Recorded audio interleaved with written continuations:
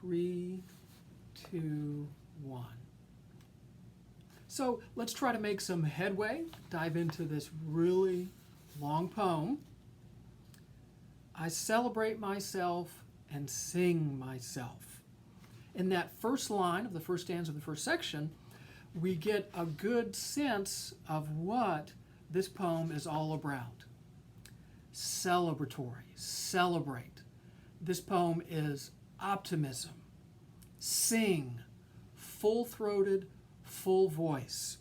We're not going to sit down and be quiet with books. We are going to stand, celebrate, sing, and share. What I assume you shall assume, for every atom belonging to me is good, belongs to you. I loaf and invite my soul. I lean and loaf at my ease, observing a spear of summer grass. Do you feel how slow, languid, lazy the poem is? My tongue, every atom of my blood, formed from this soil, this air, born here of parents, born here from parents the same, and their parents the same. What is Whitman? This poem is his genealogy, his tracing it back. I now 37 years old, and perfect health begin, hoping to cease not till death. Guess how old Whitman was when he wrote this poem? 37 years old. He's putting himself in this poem. Now, anytime that we read a work that the I within the text refers to directly the author, what that's called subjectivity. Subjectivity. So what we see when we read Song of Myself is we're seeing the world through Whitman's eyes and his experiences. And a lot of people, they don't like, seeing things through somebody else's vision, which is okay. I can understand that, somebody else's perspective. But this is one of the reasons that we read, is to gain a new knowledge, a new sense of someone else that changes our own self.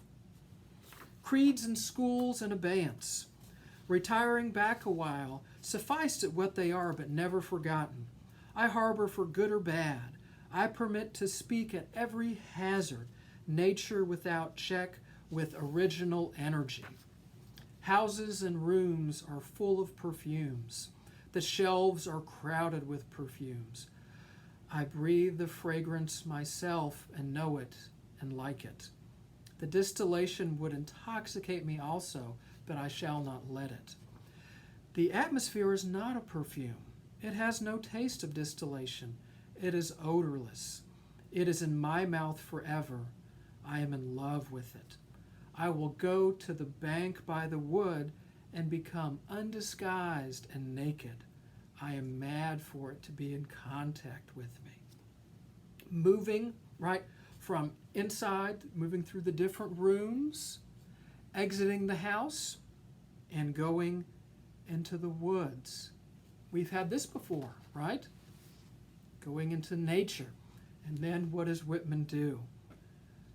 Become undisguised. Takes his disguise off, right? Takes that face off. And naked. The smoke of my own breath. So it's a cool morning. When he breathes in and then breathes out, the smoke of his breath.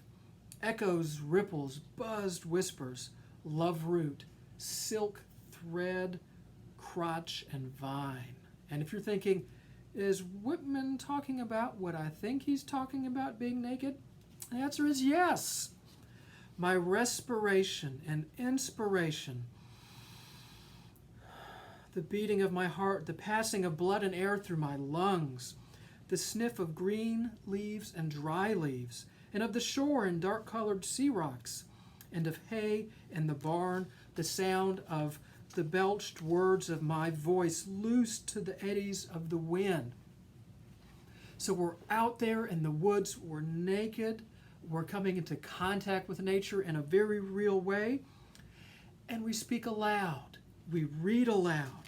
A few light kisses, a few embraces, a reaching around of arms, the play of sun and shade on the trees as the supple boughs wag, that alight alone, or in the rush of the streets, or along the fields and hillsides. The feeling of health, the full noon trill, the song of me rising from bed and meeting the sun. Have you reckoned 1,000 acres much? Have you reckoned the earth much? Have you practiced so long to learn to read?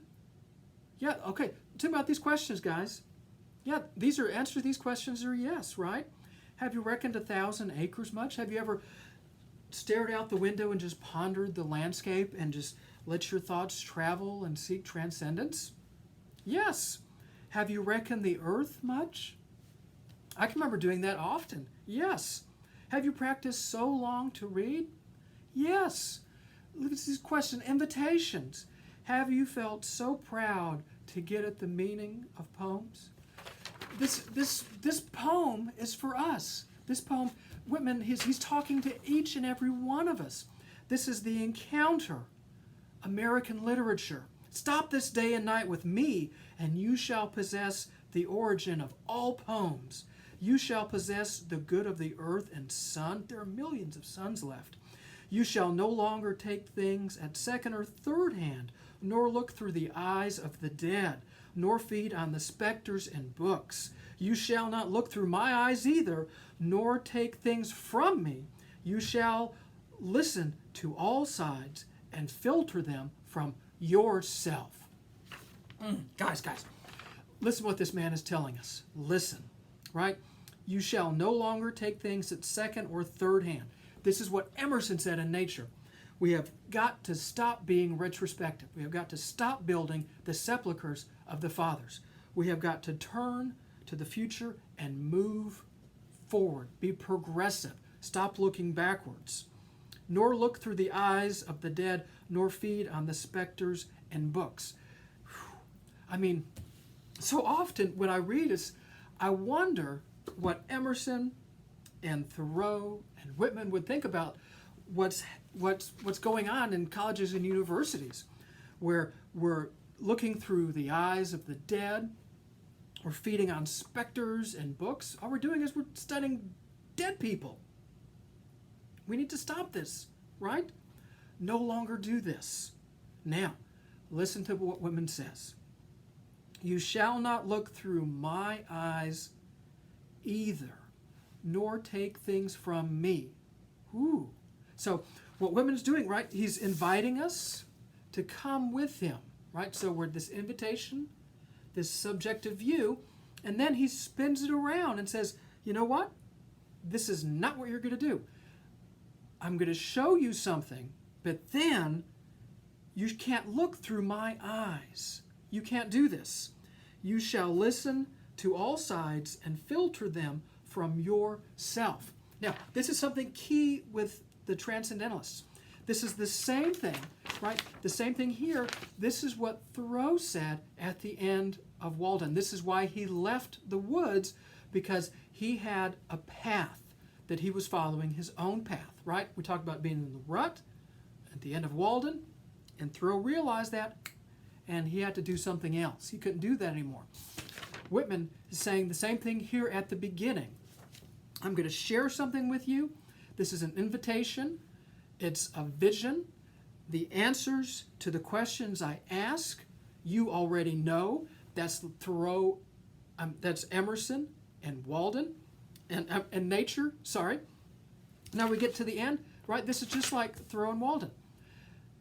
These transcendentalists want us to stand on our own 2 feet.